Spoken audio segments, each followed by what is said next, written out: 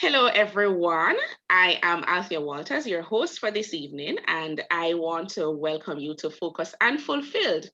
And today I have on this show Brenden from MasterTalk. And Brenden is the founder of MasterTalk, a YouTube channel he started to help the world master the art of public speaking and communication. He coaches purpose driven entrepreneurs on how to master their message and share their ideas with the world. In these sessions, persons will be able to talk to any executives with a high level of confidence, speaking in a way that gets people excited to follow you, communicating better on the phone than in person, and how to make complex messages simple. That is how to make things really sharp and clear so people can understand it. So Brendan,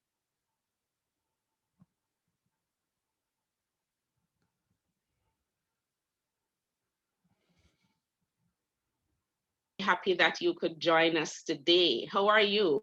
Very good, Althea. How about yourself? I am doing good. I'm doing good.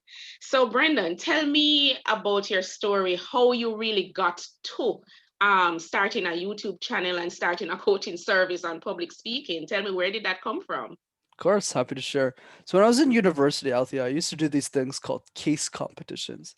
Think of it like professional sports, but for nerds. So while Hmm. other guys my age were playing sports like soccer or rugby or cricket or all that stuff, not really my thing. So what I did instead is I applied that same competitive spirit, but to presentations. So for 3 years, I presented hundreds of times, coached dozens of people on their communication and public speaking skills. So by the time I graduated and I joined the corporate world, I just asked myself a simple question: how do I make a difference in the world? And that's when the idea for Master Talk came, because I realized a lot of the content out there on YouTube is really bad. You hear advice like, "Oh, you should like be yourself, follow your dreams," and I was like, "This is really bad." So I started making YouTube videos in my mother's basement. One thing led to another, and here we are today. Okay, wonderful, wonderful. So, a lot of times when we end up on doing things like these, and even on our own entrepreneurial journey, we would have gone through the thing ourselves. We would have seen, the challenges would have come on the stumbling, and we would have even seen other persons going through it. So we have our own experiences. But tell me exactly what you mean by master your talk. Break it down for me, please. Yeah, for sure. So for me, mastering your talk is an analogy to tell us that everyone should be working on their communication skills. Because I've always been a big believer in this idea, Althea, that communication is the gateway to someone's heart. So many people think of communication like, oh, I got to present in front of 1,000 people. I got to give this talk. No, no, no. Communication is every interaction you have with everyone around you. It's the way you talk to your family. It's the way you get dinner with your friends. It's the way you interact with your delivery man. And once you realize that, you'll realize that public speaking will not just improve your presentations, but it'll improve your life as well. Yeah. Okay, okay, wonderful. So I like that, communication, connecting it to interaction, what that means and everything. So I really, really get that. But a lot of us struggle with the public speaking, the speaking, just engaging with persons. A lot of us struggle with that. I can tell you. So when I started my journey and I produced the workbook, My Goal Tracker, then a lot of persons were interested in me speaking about it, and I was like, oh my god, I don't want to do it. I get these butterflies, a lot of things happening for me. So we fear speaking, and they actually said, there I've seen where it says that public speaking is the number one fear. Do you have that same statistic, or it's one of the biggest fears? Yeah, So absolutely. what are some of the challenges? Why is it that we fear speaking so much? Yeah, absolutely. I think the reason why we fear public speaking so much, Althea, is because that's how we're raised. Think Yeah. about the education system. Every single presentation we have to give is a mandatory. We don't wake up one morning and say, hey, you want to get breakfast and present all day? Nobody says that. Yeah. And it's because of that that we're always presenting to topics we don't get to choose, to students who don't want to listen to us, to teachers who unfortunately don't have time to coach us. So, of course, we're going to see public speaking as a chore, like doing the dishes or mowing the lawn. Because for us, public speaking is not supposed to be fun. But by Yeah. changing, by reframing that perspective to something more empowering, we're going to see it as a way to make a difference.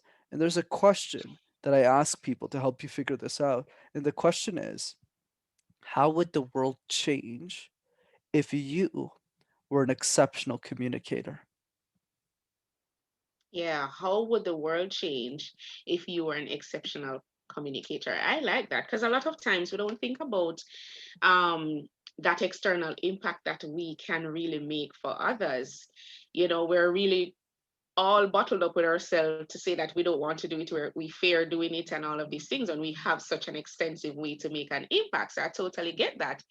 And I'm going to go back to what you were saying about, public speaking, how we were raised growing up, it's mandatory.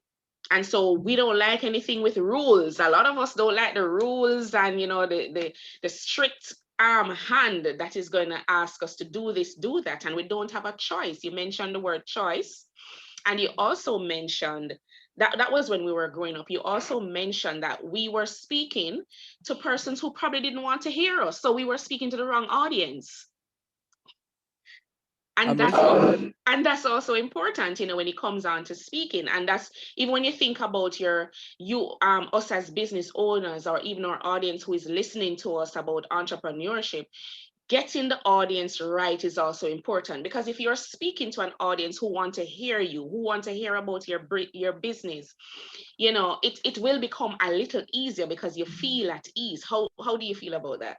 I completely agree with you. And this idea that as you get better at communication, as you become more skillful, it's a lot easier for you to communicate your ideas to the world, especially if those ideas are the same. If you're a business owner and you have the same business, ideally it's not changing every 3 minutes, well, you're always communicating the same thing. So then over time you get a lot better at communicating and sharing those ideas to people in the same way that you're a productivity expert and you're sharing the importance of having a planner, understanding how to manage your time. But since you communicate that idea so many times, you eventually become an expert.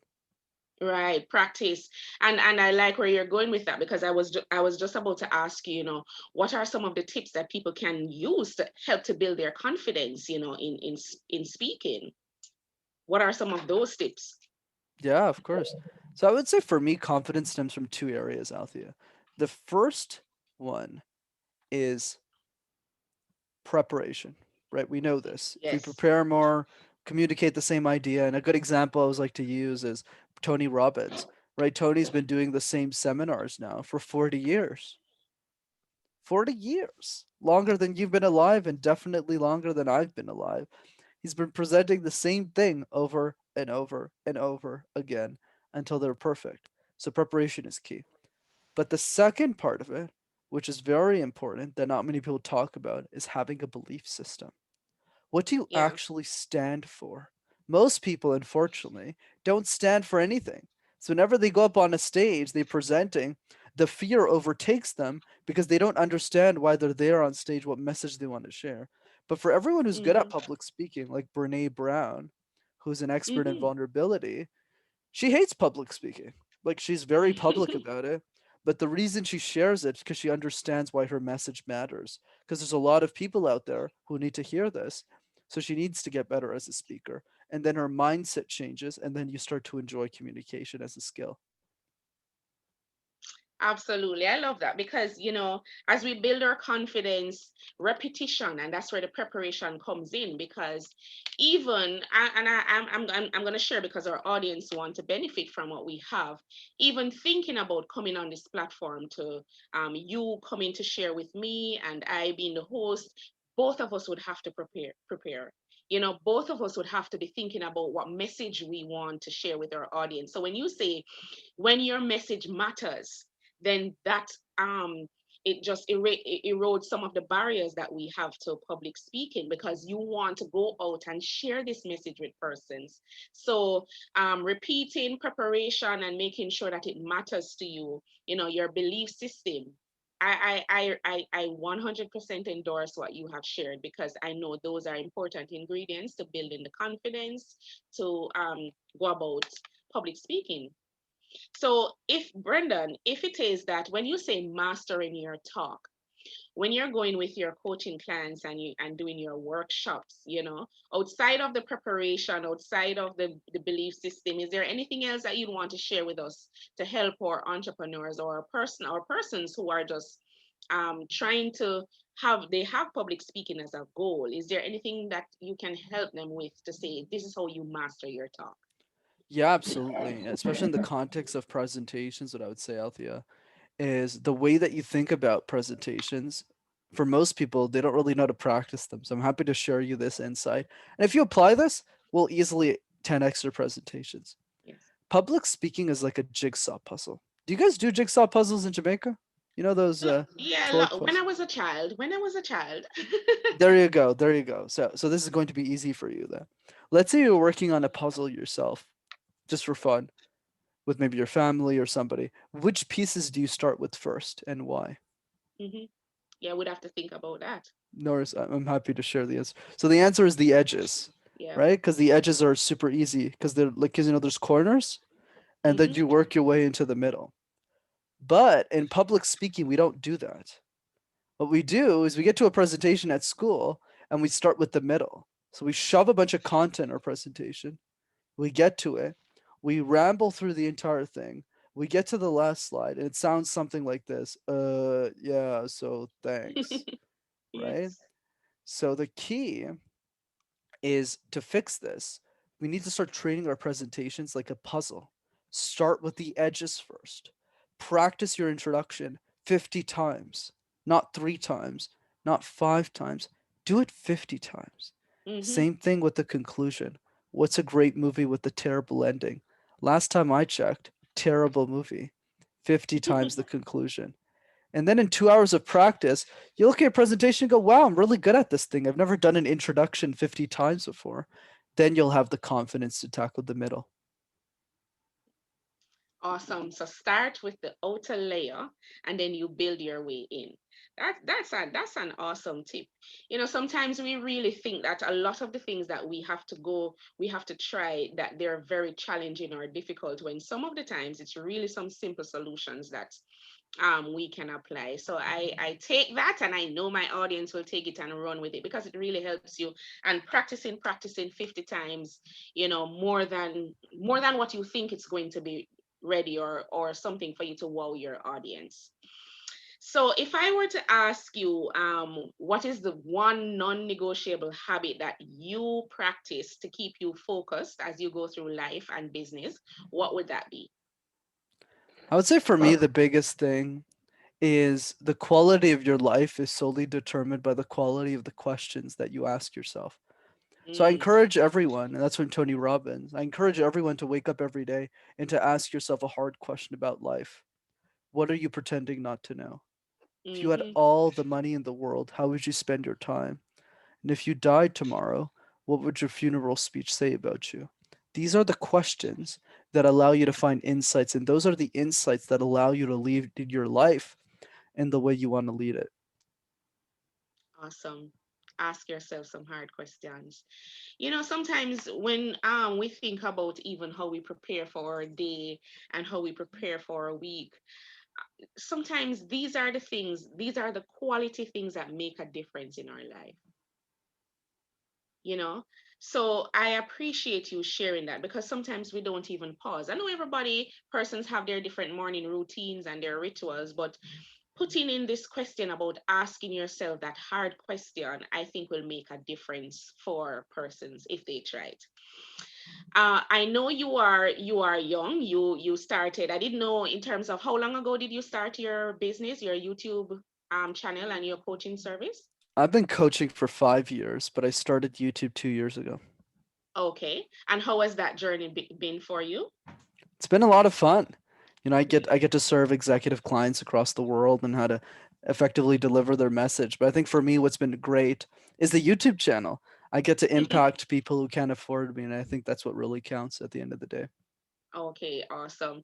If there was one thing that you had to learn about 5 years ago when you just started on your journey that you think would have made a big difference for you, what would that have been? That my insanity is my gift. A lot of us try to hide from our insanity. We try to be like everyone else. We try to do what everyone else wants us to do. And that will leave you nowhere. That will Mm-hmm. lead you nowhere. Whereas the key to success is to discover your uniqueness and embrace it. Because it is the fact, it is the weird things about you that make you incredible. It is the odd things about you that make you unique. And it's that uniqueness that you need to cultivate because there's only ever going to be one version of you. So I would Mm-hmm. encourage people to step into their insanity, to be more expressive about the weird things that they do. I mean, I karaoke in 8 different languages. I still live in my mother's basement. I dance alone in my basement an hour a day, and I don't own a car. But I coach Ah, but I coach C-suite executives. yes. How does that and I'm 23. I'm 24. I don't even know my age. How does that make any sense? It does. That's It makes, Brendan, it makes absolutely no sense. and that's the Absolutely no sense. and that's the point. Yeah, absolutely no sense. So what I get from you, your weird criteria, your weird competence, your weird characteristics, everything blended together, people should embrace it, right? People should embrace it because there can only be one you. And a lot of the times, I will, because I coach persons who want to even figure out their life before we even reach to productivity.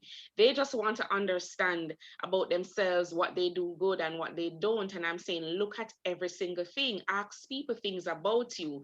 What it is that they see about you, that they observe, what it is that you know about yourself, that you can put everything together and embrace it and use something from all of that, just to really embrace who you are and show the world who you are. But Brendan, it makes absolutely no sense that you're 24, coaching C-suite executives, um, building your own brand, and have so many persons that you're influencing. But that is a huge milestone for you at such a tender age. And I must say that you more than likely is a motivation to many, to thousands, in your own community, and now in my audience. So I'm grateful for that. So as we are really wrapping the show, Brendan, I just want to hear from you if you have any further tips for persons who are venturing out into a brand new year and would want some tips from somebody, an influencer like you who knows how to derail challenges and to just push through. What would you say to the audience? Yeah, I think my advice is 2020 has been a tough year for a lot of us on different levels. And I wouldn't say for me. I'm lucky none of my family got hit with COVID. I didn't lose my job. And I know a lot of people are suffering right now. But I think Hmm. the one piece of advice is this idea that every goal you have, somebody else has already achieved it. So Yes. find someone who's exactly like you, who has achieved what you want to achieve in life, and use them Hmm. as leverage, use them as inspiration to pursue your goals. Sure, I could be young, Althea, but I think that's a good thing. It And the reason, is. right? And the reason I think it's a good thing is there's people who are double my age, who have a lot more experience than I do, who are afraid to get on a camera, Hmm. who are afraid to share an idea. So if I could do it, why can't you? Yeah. And And that's that's where the whole confidence comes back in, and mastering your mindset, all of that. It comes, a lot of us were on different paths. We started differently. Sometimes our environment or situations, the persons who were around us, influence who we are, and we carry that along with us. So a lot of us were really stifled because of external influences, parental influences, friend and community, and the wider world. So it's kind of difficult for some persons, but yes, one of the things, you have to know who you are, find everything that you know about yourself, embrace yourself totally. I've been sharing that with us, um, looking at all the qualities that you have, leveraging and learning from persons who were ahead of you, And that's important. Brenden, you have shared so much with us today, and I want to say that I am very grateful for your knowledge. I'm very grateful for your courage. I'm very grateful for your wisdom Oh, you're and too kind. everything that you have been doing up to this point in time. But tell us how can we find you on YouTube and all the goodies that you have there for us. Thank you so much, and likewise to you, Althea. I love the way that you're inspiring your Jamaican community to do incredible things. So thanks for Thank what it you. is that you do. And yeah, absolutely. To get in touch, super easy. All you got to do is go on YouTube and type Master Talk in one word, and you'll find me right there. Okay, awesome, awesome. So thank you again, Brendan, for joining me on Focused and Fulfilled. I know my audience would have gotten some important information from you, some tips and some knowledge. So thank you again. And guys, go over to Brendan's YouTube page at Master Talk. And there he has videos on different topics and giving you different tips to help you on your public speaking and your entrepreneurial journey. So thank you very much, everyone. Thank you.